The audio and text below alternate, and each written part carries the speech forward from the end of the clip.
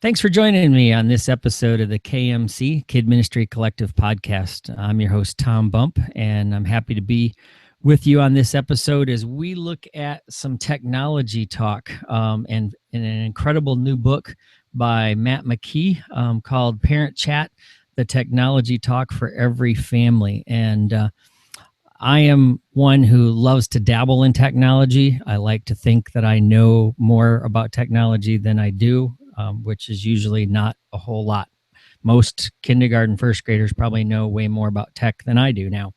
But I do know that as a parent of 4 kids and as a children's pastor, one of the things that we are competing with in this world is technology. And how do we protect our kids? And what can we do? And when I found out Matt had written this book, I got a copy of it right away. Actually bought the hardback and bought the ebook because I wanted to get my hands on it as quick as I could. And it is a great read, one that I definitely will be using with my church families. So I wanted to bring Matt on to the KMC so that more people could hear about this and get their hands on it, and also hear about another piece of technology that Matt was instrumental in. And so we'll talk about that too. So Matt, welcome to the podcast. Tom, thank you so much. I appreciate you taking the time. I also appreciate the invite. You reading the book already. I mean, there's so many things I could say thank you for. Well, it's my pleasure. I appreciate your friendship. We met a couple of years ago it's been a long time, I guess, but back at Orange Conference, and I'd followed you online before. So Matt, tell us a little bit, just in case there's somebody who's been living under a rock and doesn't know who you are, because they ought to know who you are. But tell us a little bit about what you're doing. Well, it's kind of crazy to me. I was a pastor for 10 years, and being in the church and around the church, and then, from there, starting a bunch of different companies. And I like to say I failed gloriously at least 4 times. And along with that, I've had a wife. We're actually celebrating 17 years, which is pretty fantastic. And we've got 2 boys. My oldest son, his name's Patriot, and my youngest son, his name is Aslan. And, along with starting companies, being a parent, well, you can have some glorious failures in that as well. And in reality, that's what is the driving force behind this book called Parent Chat, is me as a dad. I like to think of myself as a technologist, but when I get around true technologists, they look at me as a pastor. And, I've got a friend who also speaks at his church, and, they see him more as a pastor, but in reality, he's more of a technologist. So, in this realm, you can be all kinds of different things, whether it's a pastor, a technologist, or a parent. And with this particular project, I wanted just to look at what it meant to look at technology maybe from a different perspective. Because in today's world, we are in a connected world. And it really is no longer about online and offline, but how those 2 worlds have merged. So my hope is that it's no longer just about fear, but it's giving parents hope with the tools that they already have to help them understand that technology just happens to be something maybe the latest and greatest. But even that being said, they can still be incredible parents because of it. Yeah. So give us a little nutshell, Reader's Digest version of what Parent Chat is all about. Well, Parent Chat truly is the conversation that I hope every parent has with their children. Meaning, how do you have a healthy relationship with technology? And, for me, it started off, my oldest son, Patriot, being curious. And kids are. Whether that's curiosity, when they get on a bike and, travel around the neighborhood, or whether that's curiosity when they are given a handheld or a mobile device that's connected to the internet. Now, what's amazing to me is when that son or daughter gets a bike, we tell them what their boundaries are. We say, hey, don't go past that street, stay in the neighborhood, be back at this time. Like, there's all these different things that we do instinctively as parents. One, because, well, that's what was told to us when we were growing up.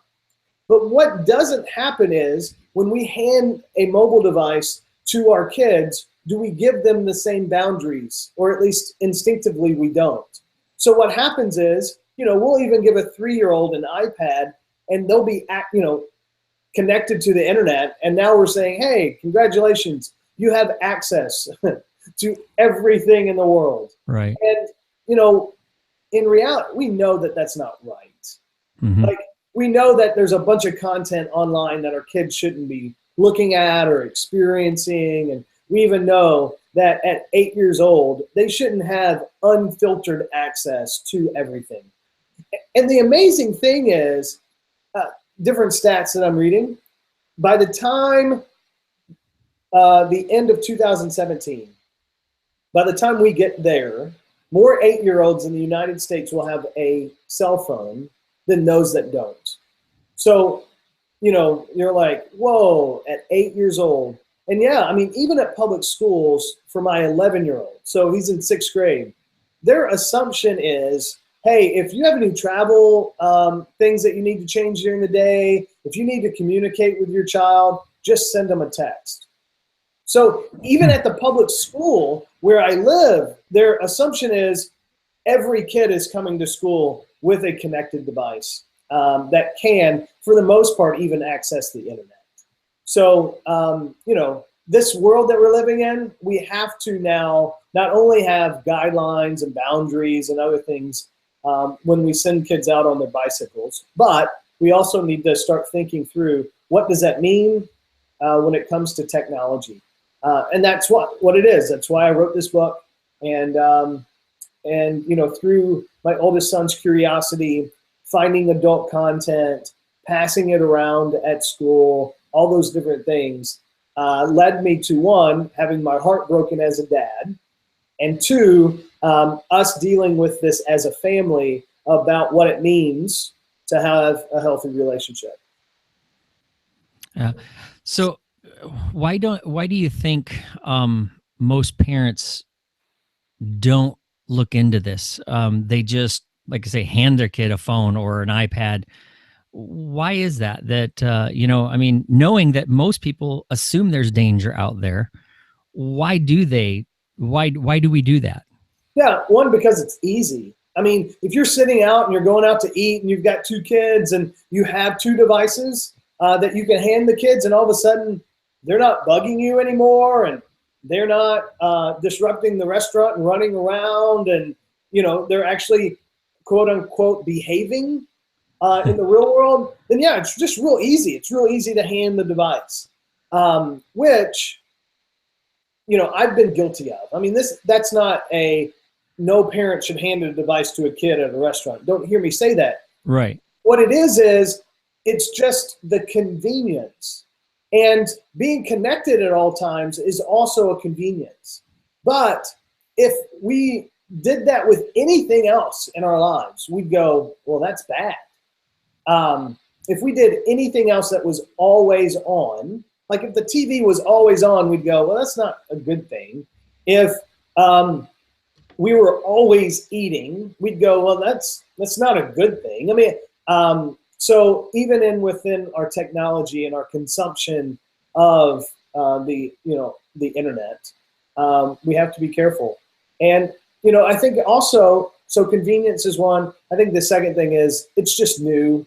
And parents don't feel like they know as much as their kids, because instinctively they saw the 2-year-old pick up the iPad, be able to open it, be able to see what game it is, to be able to play it, and they go, whoa, they're so smart, advanced. So there is this also fear that they know something that I don't know. And that really isn't the case, because we're all learning it at the same time. Especially, and this is one of the big points of the book, if we can get parents to be curious again, I think it would truly help. So, the convenience, ease of use, the whole kind of fear thing, I think those are some of the things that are driving it. Yeah. I think it's funny, as you were sitting there, I was like, yeah, I wasn't, obviously my kids, well, now they're all in their only one in their teens, are all in their 20s. So I'm dating myself. But yet we used to, we didn't have the iPads or anything to hand to, but we would pop a DVD in, or even going further back, a videotape, and have them watching, and nowadays, I can see how we do that. Well, a lot of people see, there are some to the other extreme where they may be too casual. There's others that are just totally freaked out by technology. And I know in your book, you talk about some paths. You talk about 3 different paths of response that people can handle when they're looking at technology. Yep. Can you talk about the path of acceptance, the path of rejection, and the path of relationship? Talk about, because I found that very interesting, because I saw myself in almost every one of these. I've been down all of these paths, a little bit of everything, I think. Yeah, so the path of acceptance truly is parents that just say, hey, we're going to have the latest and greatest. We're going to do whatever is the most convenient. And, whether it's the Amazon Echo, we're going to bring that into the house, or, the Internet of Things, every connected device, as soon as possible, we're going to have it in the house. And, I think I've been one of those guys. I've been innovating for those types of things. Don't get me wrong. But I think you also have to ask a question anytime you bring in new hardware, anytime you bring in new software into your family, and dealing with that. So not only do I think it's not the right step to accept everything, I think you have to pause a little bit and just ask some questions. I mean, if I go back and I look at what I was posting in 2012, let's say on Facebook, I would go, I was very much an oversharer. And a lot of times I should have paused. I should have asked better questions. So those are just things that you learn along the way. The path of rejection really is, this is just bad. Like, we've gone as far as I need to go, and that's enough. Well, there's communities out there that have drawn lines, throughout history to say we've gone far enough. And when you do that, what you're saying is, as culture shifts or as culture advances, I'm going to lose my influence in culture or in the community. And a prime example of that, and I've got friends who are Mennonites, I've got friends who are Amish, and because of their faith and because of some of the lines that they've drawn, I would say that they've lost influence within our country and within even some of their communities, because they've said, hey, we've gone as far as we're going to go from a technology standpoint, from a lot of different things. And I have a lot of respect for them. I have a lot of respect for their faith. I have a lot of respect for who they are. I would just say that we disagree because they've decided that they're going to reject a lot of different things that have come, in the form of advancements. So, I tell families what I really want you to do is have the path of relationship. And what that means is you're asking questions no matter what, those things are to come in, and you're valuing the relationship over any piece of technology. So, or anything else in reality. So if it is going to hinder or if it's going to take away from the parent-child relationship, then it's something that we need to have a healthy relationship with so it doesn't get in the way of other relationships that are more important. So those are the kind of 3 paths that I think right now we're kind of seeing. Yeah. I think that's really good. When we think about as parents and well, specifically, I want to take this to the angle of for kids ministry leaders, since that's predominantly our audience. As kidmin leaders, how can we help parents find that balance, a healthy balance with embracing technology, but also helping them figure out how do we set up borders? I mean, obviously, one is to get this book in their hands. I really do believe that. I really think this is such a great primer, if you want to call it, to start at least getting parents to think about technology. Because like I said, I think most parents don't give it a second thought. I never did as a parent of throwing a DVD in. I wouldn't think today, if I had younger kids, I probably wouldn't think twice about handing them an iPad. Mhm. You know, but so how do we as Kidmin leaders, how do we help parents? How do we assist them in this area? Because I think we always are looking at the quote unquote spiritual side of things. And this is such a spiritual issue because, you know, and you probably know the stat. I meant to look that up before the show, of how early kids get exposed to pornography. So why don't, you know, I mean, again, how do we help parents? I guess we'll boil it down to that question. How do we help parents in this area get started in this? So first and foremost, it's the same way that parents are going to help their kids, and it's in the way that we model our behavior and our relationship with technology. So, prime example, if you're asking parents not to be technology, you know, to have a technology addiction, then, you know, one of the things that you have to just keep in mind is when you're sitting down with them, whether it's over coffee or however, you know, you're in front of them in some form or fashion, not to stop and go, oh, excuse me, I have a text message. I mean, that's just one prime example to go, hey, wait, this technology is more important than the relationship that I have in front of me. So when you do that, then, you know, it's one of those times that you go, hey, wait a minute.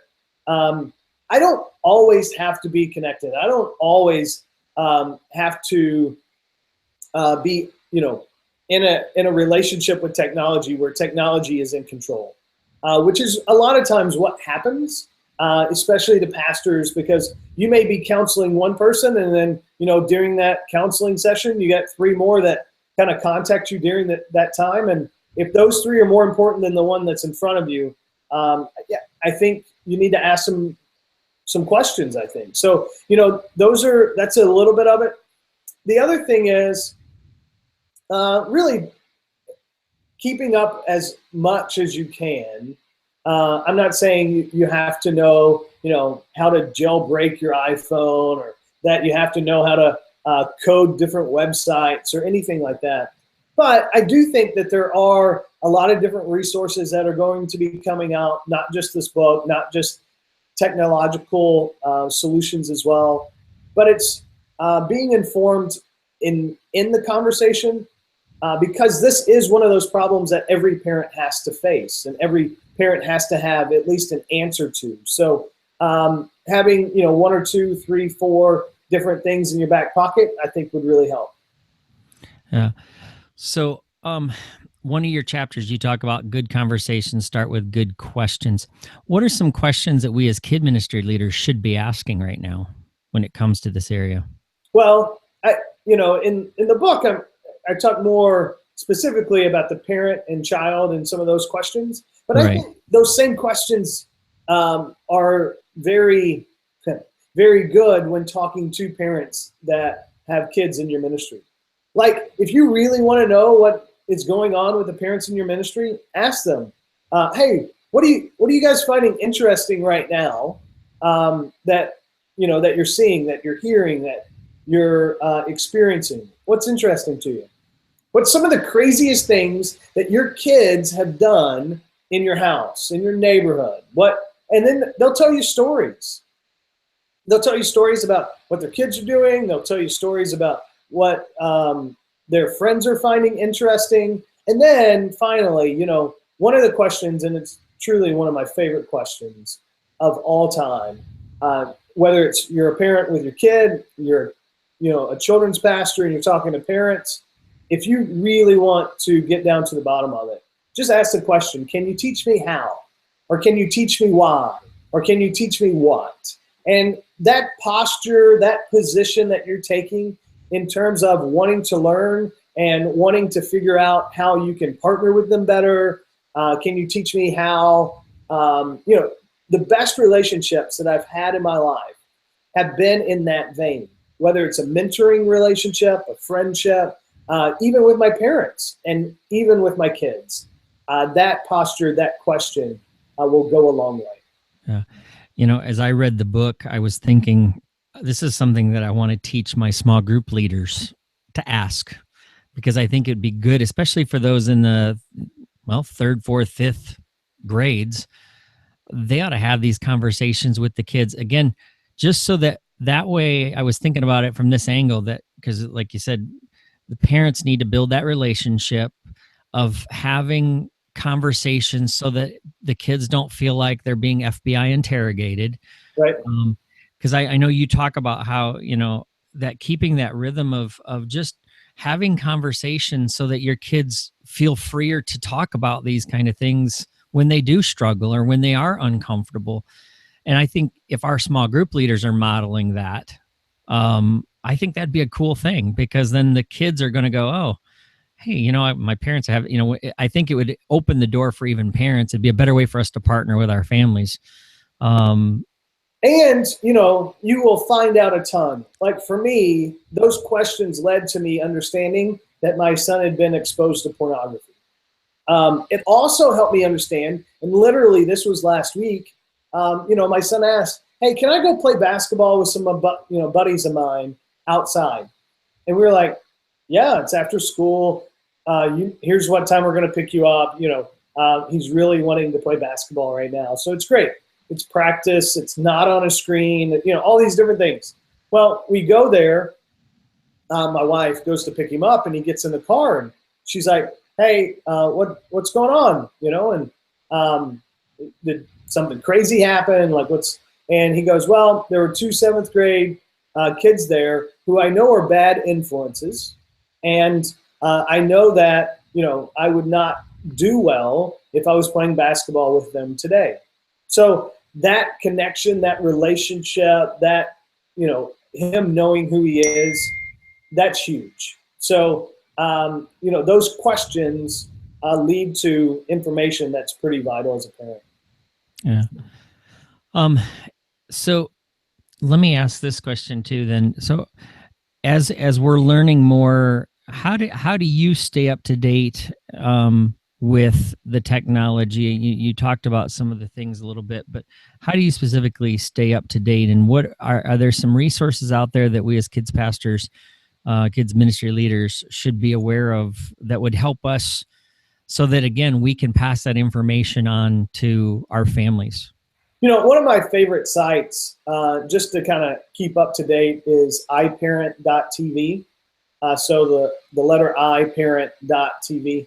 It's run by the same organization that does xxchurch.com. So it helps men, women who have, adult material addictions. They help them, but then they also have this platform where they're keeping parents and other people up to date with the latest apps and the latest technology that is out there. And they do a really good job staying up to date. So I definitely use that as a resource. And, if you just more general, if you want to kind of keep up, you can go to Mashable.com, Engadget.com, TechCrunch.com. Those are just out, and just quickly go through it. You don't have to know that, so-and-so got funded in their A round and, all those different things. But you can go, oh, there's some changes that are happening to Facebook, or there's some changes that are happening to Snapchat and what that means. There's some changes that are coming to Instagram. And, that's the thing about technology. It is always evolving, always changing. So you could go there, even once a week and get the highlights, and you're good. And so another question that I was thinking of as I was reading this book and is thinking through this, what can we as church leaders do to help better protect our kids?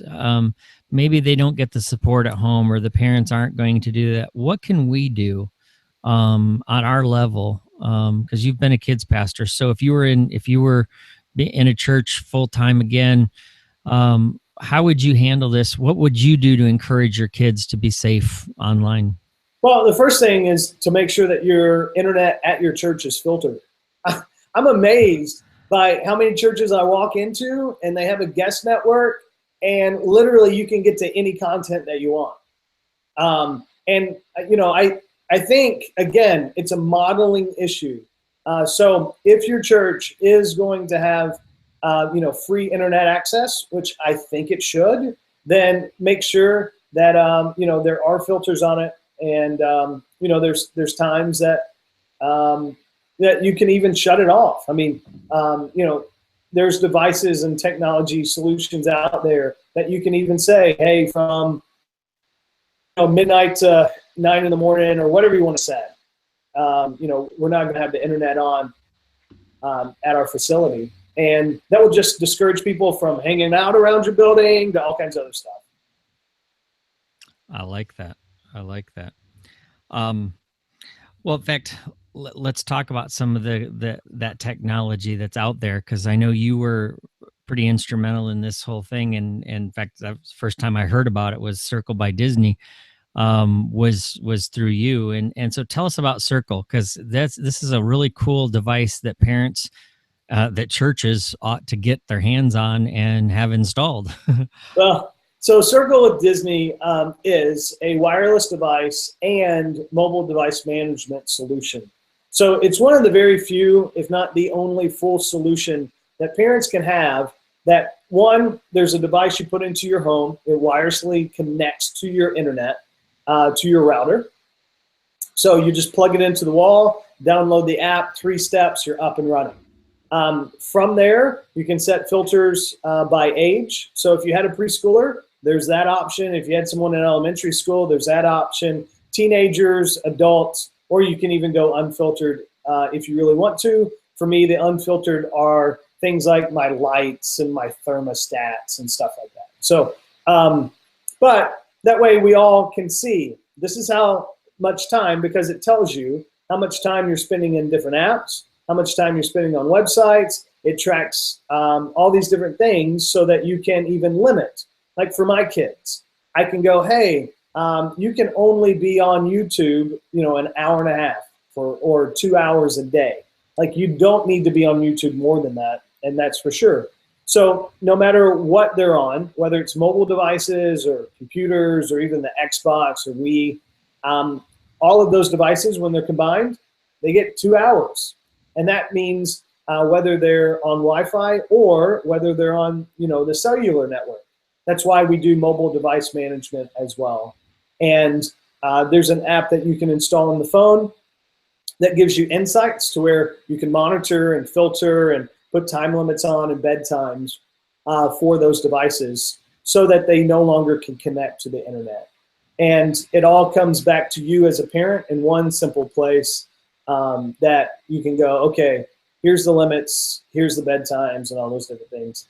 And what's nuts is, it's a group of guys out of Portland, Oregon, that I found a couple years ago and said, how can I help? And this was even before Disney got involved. And I am proud to say that I've helped them along the way, and I continue to help them grow. So it's an honor for sure. Yeah. And I'll make sure that I am going to put up a link on our KMC Facebook group again for Circle, because I really do think people need to check that out. Because I do think, and you've said it a number of times, modeling. Obviously, that is a big thing in your heart, is that we as parents, we as leaders, we need to model more for our kids.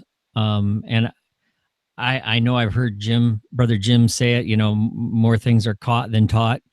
And the kids are going to catch us, and they're going to see us on our phones. And I love what, excuse me, Chick-fil-A did, a while back. I heard about the boxes that, you could put your phones in a box and have an uninterrupted meal. And, yep.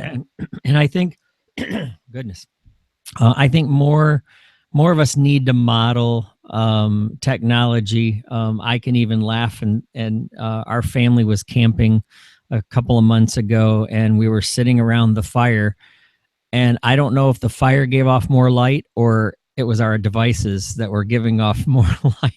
Well, we had quite the glow going on. There was an orange and there was a blue going on around our campfire. And it hit me that, even though my kids are older, I should be modeling that, hey, we can turn off technology for a while. And I know when I've seen people do it, They do a technology fast for a couple of days or whatever, and they talk about how awesome it is, but yet we don't do it that often. So, what have you learned from modeling about even your own habits and about yourself? What have you learned when it comes to modeling for your family? Yeah, I mean, once you start tracking really how much time that you're spending online and all those different things, you look at it and you go, my goodness, am I really, like, you never set out to go, I want to spend 10 hours a day online. Like, nobody sets that as a goal. It's not one of those things you're like, at the end of the day, I want to say I spent 10 hours online. But at the end of the day, you go, oh no, I spent 10 hours online. So that's one thing that you kind of learn is even though you don't have to set it, that you accomplish it. So it's better to set time limits and set other things so that you're not online that much. And the other part is putting successful goals into play as a family. For my family, because I've started different companies and because I travel and speak and I get to do a lot of different things that I enjoy doing because of that. One of the goals that we set was, hey, this will be a successful week if I'm home 5 days at the dinner table. And not only at the dinner table, but if my device is off during dinner, then guess what? That's a success. Some weeks we know that I'm not going to hit 5, I might hit 4. And those are the weeks that because we've had the goal and because we've had the conversation ahead of time, we can have the conversation after. And it's like, okay, we understand as a family, this is what's going to happen. And even when my kids have seen me struggle with technology in terms of how much I'm using it and all those different things, it's good for me as a parent to say, yes, right now I'm struggling with this. Yes, this is something that I have to deal with as an adult, and you're going to have to deal with as you grow older. The whole idea is by the time your kids leave your home, you want them to have a healthy relationship with technology, meaning they don't have to be filtered. They don't have to be, some of the different things that you will set when they're 8 years old. So having an understanding and an agreement and just a process in place by the time they hit 16, 17 years old that you feel comfortable as a parent, that's the goal. You can't wait till they're 17 and go, okay, now we're going to start putting filters on you. It might be a little late then. You might have a little rebellion on your hands. Yeah, no joke. Yeah. So just a couple more questions as Sure. we get ready to wrap up. But so when you look at the church today, how are we doing when it comes to adapting to technology? I always feel like we're severely lagging, but you're more in tune with this and you get around a lot of churches. What are you seeing churches do that you go, hey, they're really on top of this, and then maybe some advice of how we can catch up? So, the advice for use of technology for any church is, what are you doing? For me, the measurement of success is what are you doing online that is driving offline conversations? So anything that you're doing, whether it's your church's services that you're streaming online, or whether it's Facebook pages, or anything that even your website, are you asking the question that says, what are we doing to drive offline conversations? Because that's where a lot of your impact is going to happen, and a lot of that, what you'll see is churches like Life Church and churches like even Gateway Church in Dallas Fort Worth, and there are quite a few that are asking that question, that are driving conversations that are happening offline. And that's when you get excited, because that's when life change happens. Because here's the stats. The more that we look at a screen or interact with a screen, the more we crave real relationships. So our goal as a church is not to get people to look at more screens. Our goal is to help them have better and more real relationships, which will lead to the real relationship that they have with God. And that's the biggest thing and the opportunity, I would say, that churches have today is understanding that and not being anti-technology again. It's not, or not accepting every single one of them. It's having that relationship with technology and going, okay, what's the end goal? What's the what's the win here? And the win is people being in small groups or Sunday school classes or whatever structure you're in to have better and more real relationships. Okay. So as we wrap up, what do you hope and dream for this book and for parents and even for the church in general? What's your hope? What's your end goal for all of this? Well, don't get me wrong. I mean, even like in my community, I live in the Atlanta area, and schools are now required to do internet safety courses for parents, at least to offer it. So one of my things is I would love for churches to be able to do that as well, to give parents a trusted source that they can come to say, hey, technology from the faith perspective. So in that term, I would love for churches to hand out or at least make available, copies of the book so that they understand the best way to deal with technology is the relationship that you have with your kids. And, the other deal is too, I wrote the book in such a way, it's 100 pages on purpose. So it's very digestible. And I do not go into the faith perspective very much. And that's very much on purpose so that possibly schools can start handing it out as well.